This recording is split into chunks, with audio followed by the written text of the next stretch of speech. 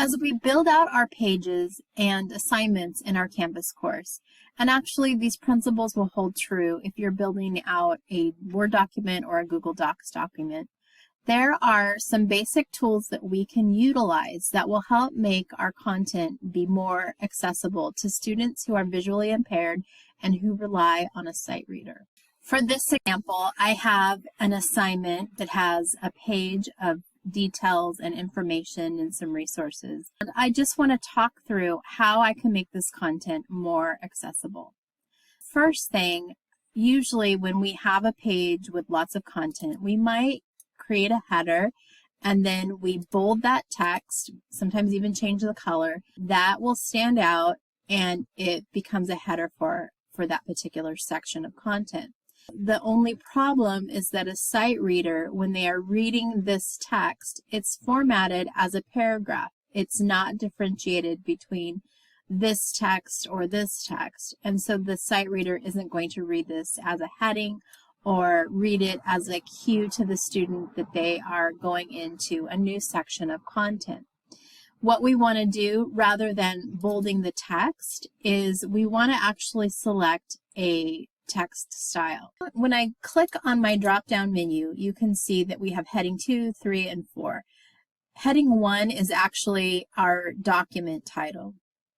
And then heading 2, 3, and 4, these are meant to be used similarly as we would maybe use an outline formatting, staggering some of these headings below maybe a main section, a main heading, and then you would have some subheadings below that. To use my page as an example, here is a heading that I want to have as a main section. So I'm going to select heading number 2.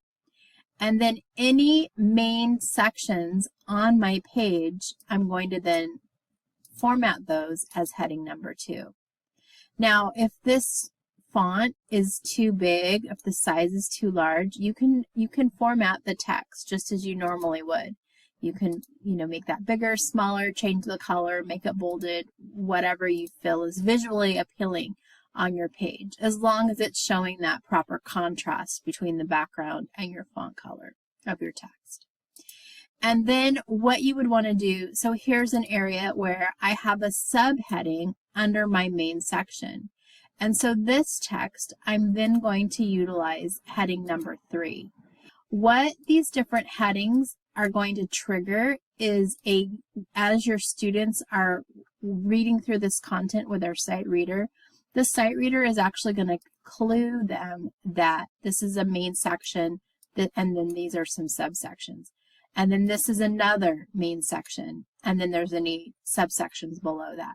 Utilizing this formatting tool then is just a way to cue that sight reader. The other piece that's important is when you have any kind of bulleted list, you want to make sure that rather than copying and pasting a bulleting from maybe Microsoft Word, pasting that into Canvas, and then maybe you will have a little dash or even a number, you want to make sure that you are replacing those with the formatting toolbar option here to either number or to bullet. So I'm going to just change that to bullets, or I can change that to numbering. Again, that's embedding some code that's going to clue your sight reader and how to present that content to your student.